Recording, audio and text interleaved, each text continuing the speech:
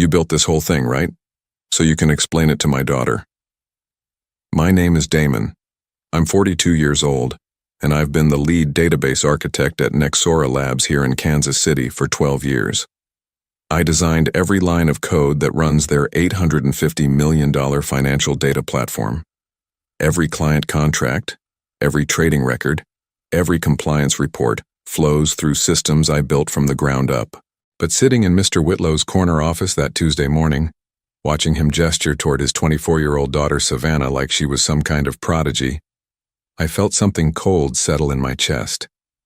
She was scrolling through her phone while he talked, occasionally looking up to flash a practiced smile. Savannah just finished her MBA at Northwestern, Whitlow continued, straightening his tie. Fresh perspective, you know. She's got ideas about modernizing our approach. I nodded, kept my expression neutral. What kind of timeline are we looking at for the transition? Well, that's the thing. Whitlow leaned back in his leather chair. We want to move fast. Savannah's eager to get her hands dirty. Savannah finally looked up from her phone. I've been reading about artificial intelligence integration and database management. Seems like you guys are pretty behind the curve. I'd been running AI optimization protocols for 3 years, had implemented machine learning algorithms that saved the company $40 million in processing costs annually. But I just smiled and said, always room for improvement. The meeting lasted another 20 minutes. Whitlow talked about fresh energy and generational perspectives, while Savannah asked questions that showed she didn't understand the difference between a database and a spreadsheet. When they dismissed me, I walked back to my office with steady steps. But something had shifted. In 12 years, I'd never missed a deadline, never had a security breach, never lost a single byte of client data. The platform I'd built handled $2.3 billion in daily transactions across 17 states. Insurance companies, investment firms, pension funds, they all depended on the architecture I'd designed. And now they wanted to hand it over to someone who thought SQL was a kind of energy drink. I sat at my desk and pulled up the system architecture diagrams, layers upon layers of interconnected databases, each one secured with protocols I'd written personally. Backup systems nested within backup systems, redundancy checks that ran every 4 minutes. It was beautiful, in its way, elegant. But I'd also built something else into the system, something I'd never told anyone about. A final failsafe, buried deep in the core framework. I'd installed it years ago, during a particularly nasty audit from the federal regulators. Just in case. I looked at the framed photo on my desk. My dad and me the day I graduated from Georgia Tech. He'd been so proud. Build something that lasts, he'd told me. I had. But apparently lasting wasn't enough anymore. I'd started at Nexora Labs straight out of college, back when it was just a 15-person startup operating out of a converted warehouse in the Crossroads district. Whitlow was different then, hungry, focused, willing to roll up his sleeves. We'd work 18-hour days building something revolutionary, a financial data platform that could process real-time transactions while maintaining perfect security compliance. Those early years, we were family. Whitlow would buy pizza for the whole team when we hit milestones. He knew everyone's names, everyone's kids' names. When my mom got sick in 2018, he gave me 2 months paid leave without question. The platform grew. We landed major contracts with pension funds, insurance companies, regional banks. By 2020, we were processing transactions for clients across the Midwest. The elegant architecture I designed could scale infinitely, or so it seemed. But success changed things. Whitlow hired executives who wore expensive suits and talked about maximizing shareholder value. The converted warehouse became a gleaming office tower downtown. The pizza nights disappeared. Whitlow started traveling more, delegating more, trusting spreadsheets instead of instincts. Savannah had been around the office since high school, summer internships that mostly involved answering phones and organizing filing cabinets. She was smart enough, I suppose, but she'd never shown real interest in the technical side. During college, she'd majored in business administration with a minor in marketing. Safe choices. Last month, things started feeling different. Whitlow would walk past my office without stopping to chat. In meetings, he'd ask other people to explain decisions I'd made. Small things, but I noticed. Then came the questions about documentation. "We need everything written down," Whitlow's new chief operating officer explained during a staff meeting. "Institutional knowledge can't live in just one person's head." I'd documented everything, had been documenting for years, but something about the way they asked made me wonder who they thought would be reading those documents. The breaking point came 2 weeks ago. I'd discovered a security vulnerability in one of our client interfaces. Nothing major, but it needed immediate attention. I fixed it in 40 minutes, ran diagnostics, confirmed everything was secure. Whitlow called me into his office the next day. "Damon, we need to talk about protocol. When you make changes to the system, even small ones, you need approval first." "It was a security patch," I said. "Waiting for approval would have left us exposed." "I understand, but Savannah raised some concerns about unauthorized modifications." Savannah had raised concerns about a security fix on a system she couldn't even access. That's when I knew. They weren't planning to work with me. They were planning to replace me. I started making my own plans that afternoon. The email arrived on a Thursday morning at 8:47 a.m. Subject line: Organizational Restructuring, Confidential. Effective immediately, we will be implementing leadership changes in our technology division.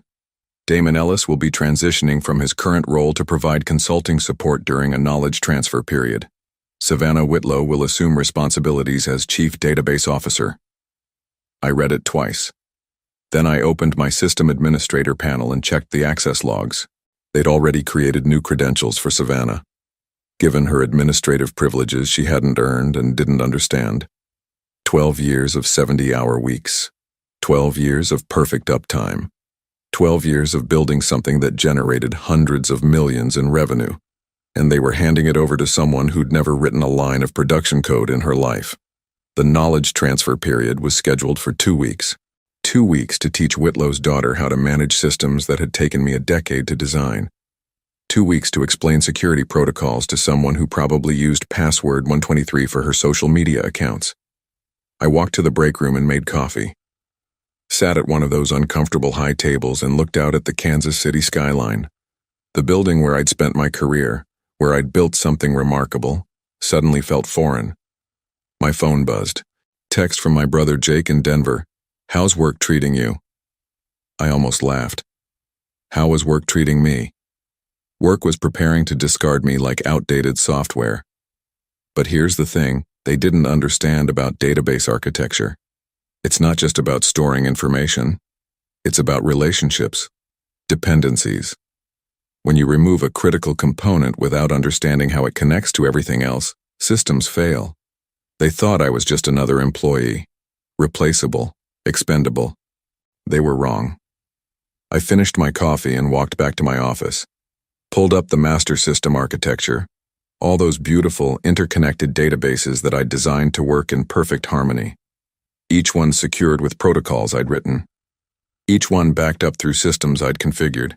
But deep in the core framework, buried in subsection 7 of the emergency protocols, was something special. Something I'd installed during those early days when we were young and paranoid and convinced that someday, somehow, someone might try to steal everything we'd built. A kill switch. Elegant in its simplicity. If the wrong person ever tried to take control of the system, if someone without proper authorization attempted to modify core protocols, the system would protect itself. It would erase everything rather than allow itself to be compromised. I'd never told anyone about it. Not Whitlow, not the other engineers, not even the federal auditors who'd examined our security measures. It was my insurance policy, my final failsafe. And looking at Savannah's new administrative credentials, I realized that very soon, the system would detect an unauthorized takeover attempt. I closed the laptop and went home early that day. For the first time in 12 years, the knowledge transfer meeting was scheduled for Monday at 9 a.m. I arrived 15 minutes early and set up in Conference Room B, the one with the big windows overlooking the plaza where food trucks gathered during lunch hours. I'd printed documentation packets, prepared system diagrams, Even created a simple flowchart showing how data moved through our various platforms. Savannah showed up 20 minutes late, carrying a venti coffee and talking loudly on her phone about weekend plans.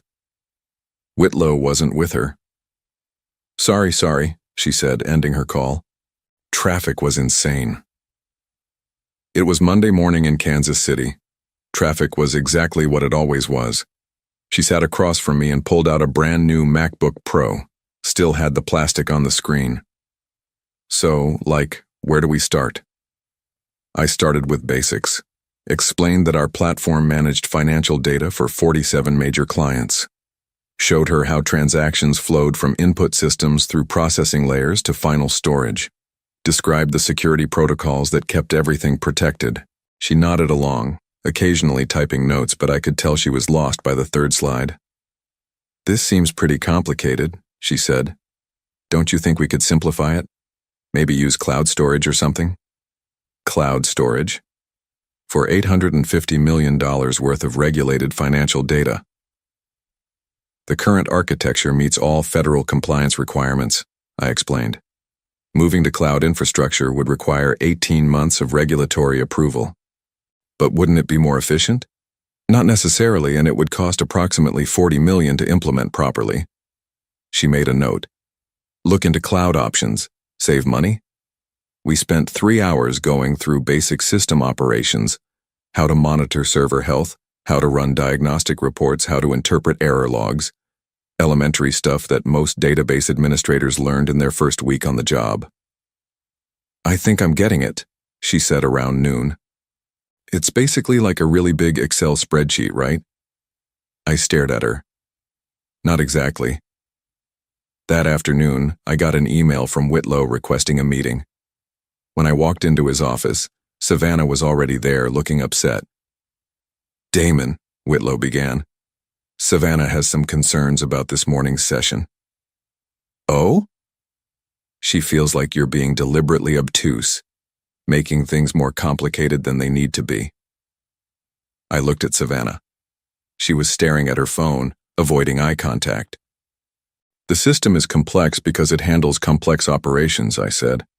I can't make federal compliance regulations simpler just for training purposes. See? Savannah looked up. He's doing it again, using all this technical jargon to make me feel stupid. Federal compliance regulations was technical jargon. Perhaps we need to adjust our approach, Whitlow said. Maybe focus on high-level management instead of technical details. High-level management of a database requires understanding technical details. Does it, though? Whitlow leaned forward. I mean, I don't understand the technical details, and I've been running this company for 15 years. You've been running the business side, I said. The technical side has been running itself because the systems I built are robust and stable. Savannah snorted. Systems can't run themselves. Actually, well-designed systems could run themselves. That was the entire point of good architecture. Look, Whitlow said, we appreciate everything you've built here, but we need to think about the future. Savannah brings fresh ideas, modern perspectives. Maybe it's time to consider new approaches. New approaches to a system that processed $2.3 billion in daily transactions without errors. What kind of new approaches? I asked. Savannah perked up. Well, for starters, I think we should implement blockchain technology and maybe some artificial intelligence to automate the boring stuff. I'd been running AI optimization for 3 years. As for blockchain, that was like suggesting we rebuild the foundation of our building using Lego blocks. Those are interesting ideas, I said. Have you researched the regulatory implications? Not yet, but I'm sure we can figure it out. She was sure she could figure out federal banking regulations.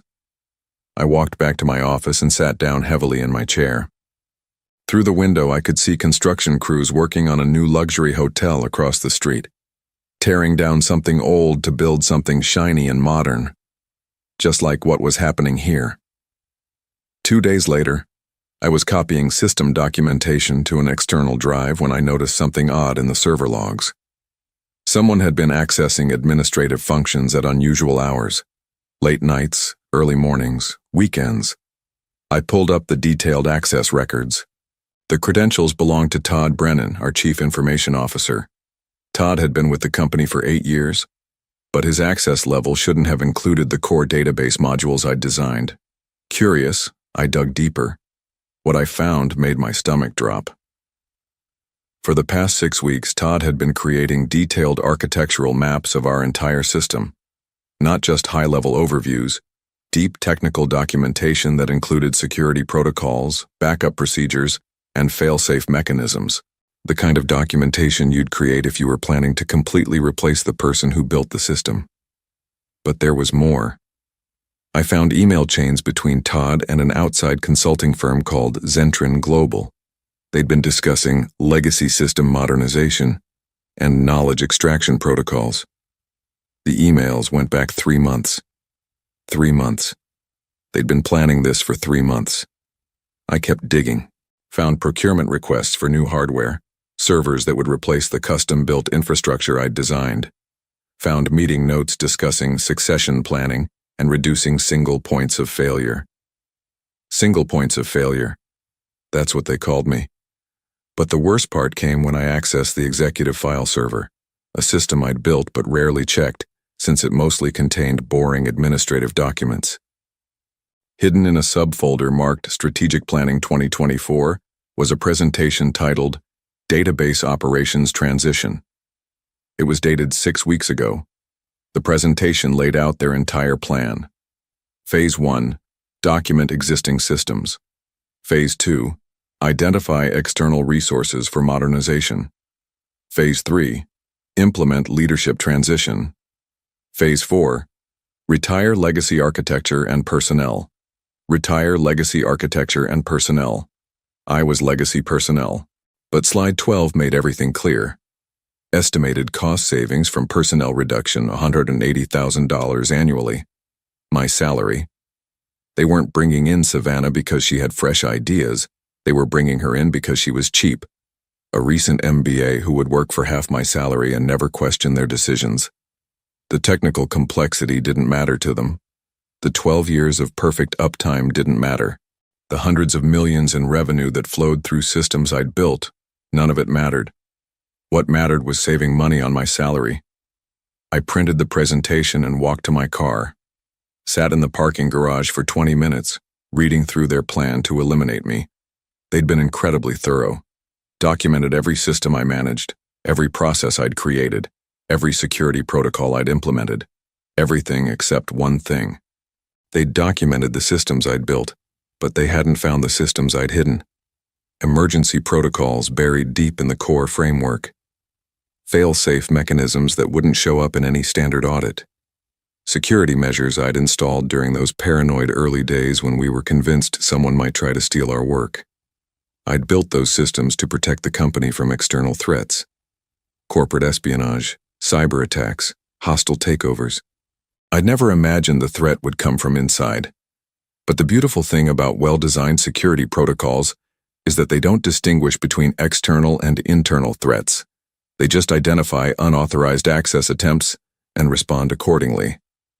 And according to my embedded security algorithms, someone was about to attempt a massive unauthorized takeover of critical systems. I started my car and drove home. On the way, I stopped at an electronics store and bought a new laptop, one that had never been connected to Nexora's network, one with no digital fingerprints linking it to me. I had some research to do and some preparations to make. The final meeting was scheduled for Friday afternoon. Transition celebration, they called it. Cake in the break room, speeches about new beginnings, handshakes all around. I spent Thursday night at home, working on the laptop I'd bought, not planning anything dramatic, just making sure I understood exactly how my own systems worked. The emergency protocols I'd built were elegant in their simplicity. If someone without proper biometric authorization attempted to modify core database structures, the system would interpret it as a hostile takeover attempt. It would implement something I'd called total data protection, essentially erasing all stored information rather than allowing it to fall into unauthorized hands. I'd designed it during those early days when we were handling sensitive government contracts. The logic was sound. Better to lose everything than let it be compromised. The trigger was biometric authentication, my fingerprint, scanned every morning when I logged into the system. If someone else tried to access core functions without my biometric signature, the protection protocols would activate. Originally, I'd planned to disable those protocols before leaving the company. Clean shutdown, safe transition, no problems for anyone. But that was before I found out they'd been planning to eliminate me for months. Before I discovered they saw me as nothing more than an expensive liability. Friday morning arrived gray and cold. I dressed carefully. My best shirt, the tie my dad had given me for my college graduation. If this was going to be my last day at Nexora Labs, I wanted to look professional. The morning passed quietly. I organized my desk, backed up personal files, deleted my browser history. At 11 a.m., I walked to the server room for one final system check. Everything looked perfect. $850 million worth of financial data, organized and protected by systems I'd spent 12 years perfecting. Client records going back to our founding, trading histories, compliance documentation, all of it humming along beautifully.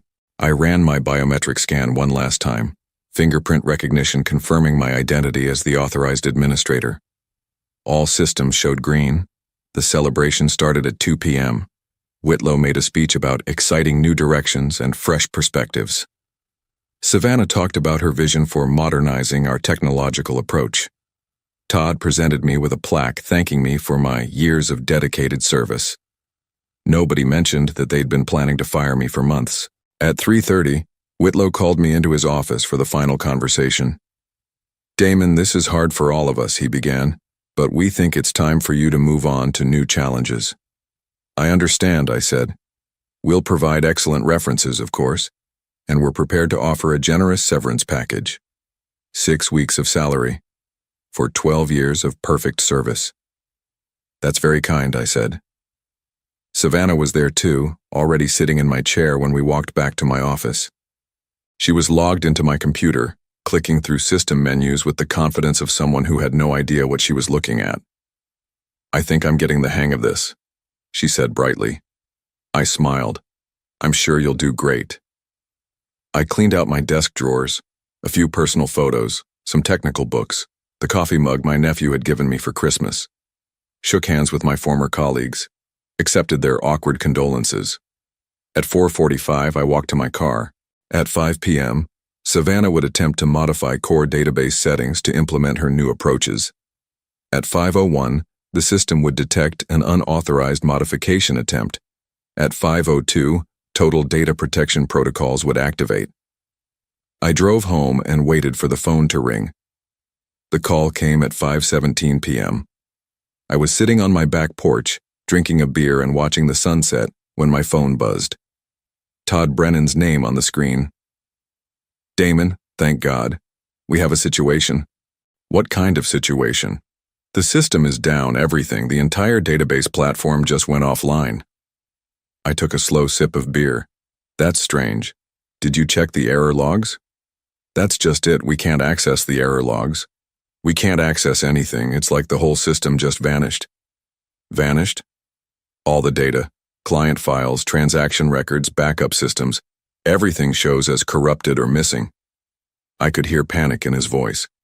In the background, other voices, shouting, urgent conversations, the sound of people who suddenly realized they were in serious trouble. "Have you tried the emergency recovery protocols?" I asked. "We can't find them. Savannah was trying to update some security settings and then everything just crashed." "Security settings, of course. I'm sure it's just a temporary glitch," I said. "Have you contacted the backup data center?" "The backup systems are showing the same errors." "Damon, $850 million worth of data just disappeared. Our clients are already calling. We need you to come in and fix this." I finished my beer. "I'm sorry, Todd, but I don't work there anymore. Remember? I was transitioned out this afternoon." "But you built these systems. You're the only one who knows how they work." "I documented everything. Didn't Savannah mention that during the knowledge transfer?" Long silence. Then, "Damon, please, we need your help." "I wish I could help," I said. "But without authorized access credentials, there's nothing I can do." And since I'm no longer an employee, I hung up. The phone rang again immediately. Whitlow this time. Damon, we need to talk. By Monday morning, the news had spread throughout Kansas City's financial sector.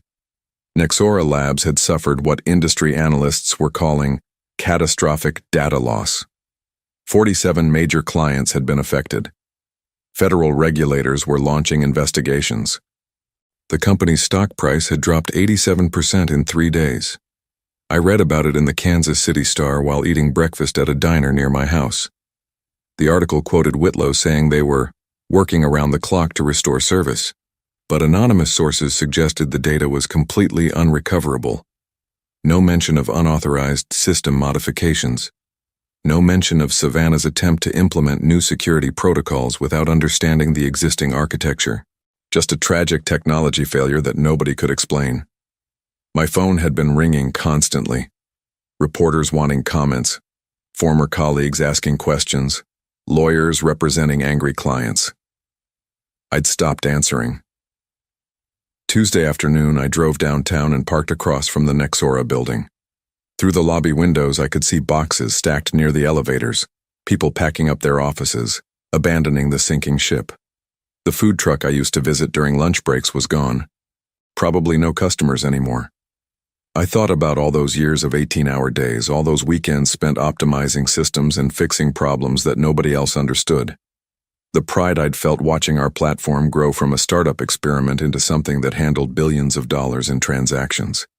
They'd thrown it all away for a salary savings of $180,000. Wednesday morning brought news that Nexora Labs was filing for bankruptcy. Assets would be liquidated to pay creditors and client settlements. I deleted the article without finishing it. Thursday, I started my new job at a private equity firm in Luxembourg. Triple salary, full relocation package, 5-year contract. They'd found me, not the other way around. Apparently, news travels fast in the database architecture community.